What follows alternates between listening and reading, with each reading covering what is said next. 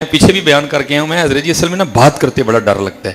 یہ کیمرے کا دور ہے, پتہ نہیں آگے پیچھے سے کلپ چڑھے اور درمیان میں اس کو چڑھا دیا جائے اور اوپر لکھ دیا مصباحی صاحب نے 12 ربیع الاول کی لائٹوں کی مخالفت کر دی.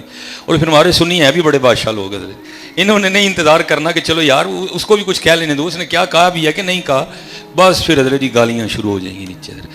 یہ کسی صوفی نے بڑے درد سے لکھا تھا حضرت, اور جس دور میں اس نے کہا تھا نا یہ مصرع, وہ تب یہ لائٹیں نہیں ہوتی, تب دیے جلائے جاتے تھے حضرت. تو اس نے بڑے درد سے ایک مصرع لکھا تھا. میں سارا کلام تو نہیں پڑھ سکوں گا, ٹائم اتنا نہیں ہے, میں آخری پڑھ دیتا ہوں. بڑے درد سے اس نے لکھا تھا. لکھنے والے کیا کہتے ہیں, کہتے ہیں معبدوں کے چراغوں کو بجھا دو. دل جلانا حضرت جی, دل جلا اس کا حضرت جی. تو اس نے کیا کہا, اس نے کہا معبدوں کے چراغوں کو بجھا دو کہ ابھی قلب انسان میں اندھیرا ہے.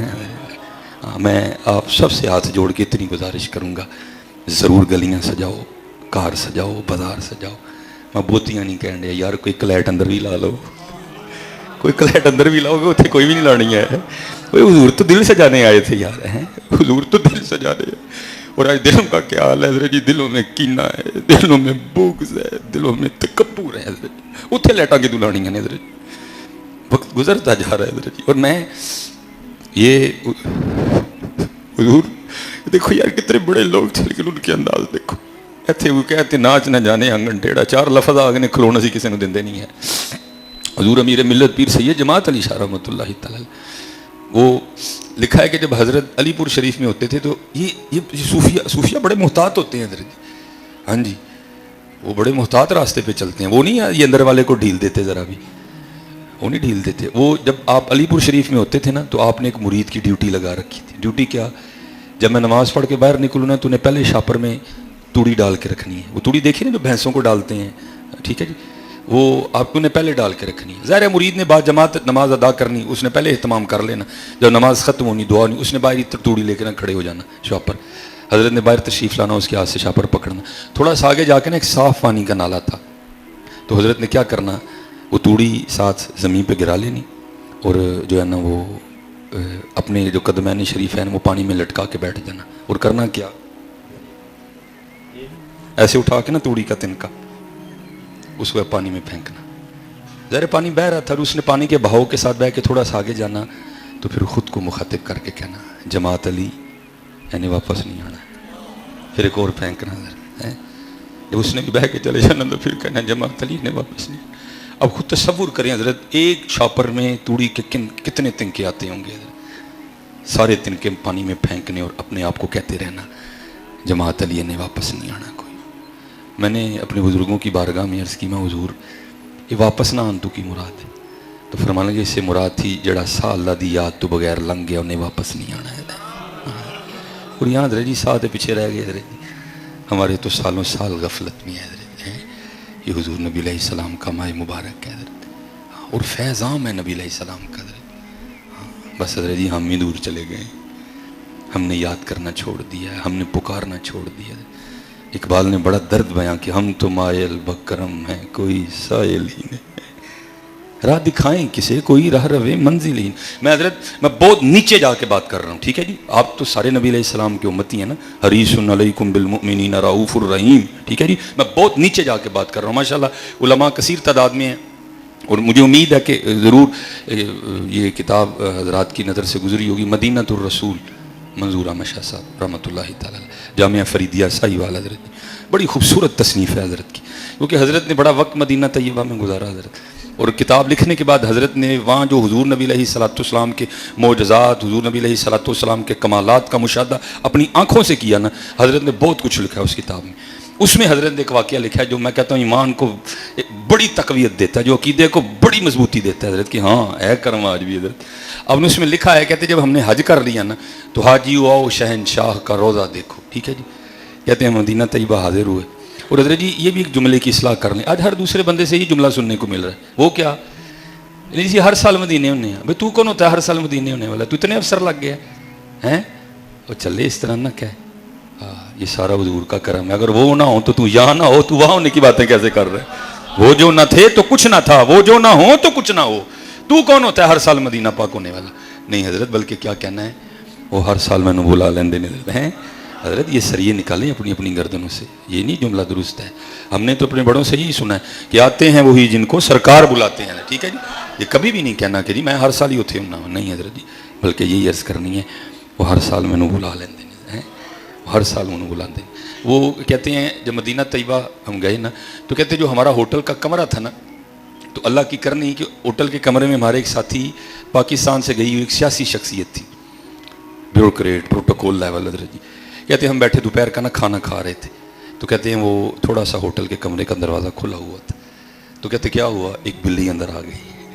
تو کہتے ہیں ہمارے تو دل کھل اٹھے نا حضرت جی، وہ تو پھر بلی تھی نا، ہمارے بڑے تو یہاں تک بھی لکھ گیا جب رنگ پر ہے بہار مدینہ کہ سب جنتیں ہیں نثار مدینہ، مبارک رہے اندلیبو تمہیں گل ہمیں گل سے بہتر ہے خار مدینہ ہے.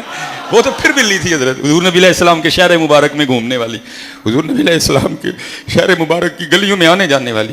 کہتے ہیں ہم نے بڑی عقیدت کا اظہار کیا، اسے بڑا پیار کیا، ہم نے اس کو گود میں بٹھایا. کہتے اس وقت تو تھا کچھ خاص نہیں، کہتے جو روٹی کھا رہے تھے نا ہم نے ایک نوالا توڑا اور اس بلی کو پیش کر دیا. کہتے اس کی بھی کرم نوازی، اس نے اس میں سے کچھ کھا لیا. کہتے اگلے دن پھر آئی، تیسرے دن پھر آئی، چوتھے دن پھر آئی، پانچویں دن پھر آئی. کہتے محبت یہاں تک بڑھی کہ کہتے وہ جو سیاسی شخصیت آئی تھی نا، انہوں نے دل ہی دل میں فیصلہ کر لیا کہ میں نے یہ بلی جاتے ہوئے پاکستان لے کے جانی. ان کو غلط فہمی ہوگی نا کہ شاید بلی کو بھی مجھ سے پیار ہو گئے ہیں، انہوں نے کہا بھی میں نے لے کے جانی ہے. سیاسی آدمی تھے، مشکل نہیں تھا کوئی بھی. انہوں نے سعودی حکومت سے اجازت لی، ٹھیک ہے جی، PIA سے کاغذی کارروائی مکمل کروائی، آرڈر دے کے اس کے لیے بڑا زبردست سا پنجرہ بنوایا. اس میں لکھا ہے کہ جس رات پاکستان روانگی تھی نا، صبح رات کو جب سوئے نا تو نصیب جاگ اٹھا اور اندر کی آنکھ کھل گئی حضرت. اور کیا دیکھتے ہیں کہ حضور نبی علیہ السلام کی بارگاہ میں حاضر ہیں اور حضور نبی علیہ السلام ارشاد فرما رہے ہیں، میں اس کا مفہوم عرض کر رہا ہوں، حاجی جس طرح تو خیریت سے آیا تھا اللہ تجھے لے بھی جائے، بس اتنا کام کرنا ہماری بلی نہ لے کے جانا ہے، بس اتنا کام کرنا کہ ہماری بلی نہ لے کے جانا. اس میں لکھا ہے کہ وہ حاجی خواب ہی میں عرض کرتے ہیں، اے رسول خدا علیہ السلام مجھے اجازت دیں کہ میں بلی لے جاؤں. تو آگے سے حضور نبی کریم علیہ السلام ارشاد فرماتے ہیں، حاجی تجھے کس طرح اجازت دوں، 4 راتیں گزر گئیں، بلی ساری رات باہر بیٹھی روتی رہتی ہے، وہ ساتھ عرض کرتی رہتی ہے حضور کرم فرماؤ مدینہ چھڈون لگا جی. حضرت جی بلیاں روئیں تو اتنا نوازتے ہیں، ہم روئیں گے تو نہیں سنیں گے حضرت جی. لیکن سچ بتانا حضرت جی، ابھی رونے کی دعاؤں ہیں نہیں حضرت جی، آؤ چلیے واپس وہ راستہ وہ شارہ جو ہم چھوڑ چکے آؤ پھر چلیے ادھر. اور نہ حضرت جی کو لگی ہے نہ لپٹی ہے، نہ میں نے کسی کو میڈل لینا ہے، نہ میں نے تغمہ لینا ہے حضرت کسی سے.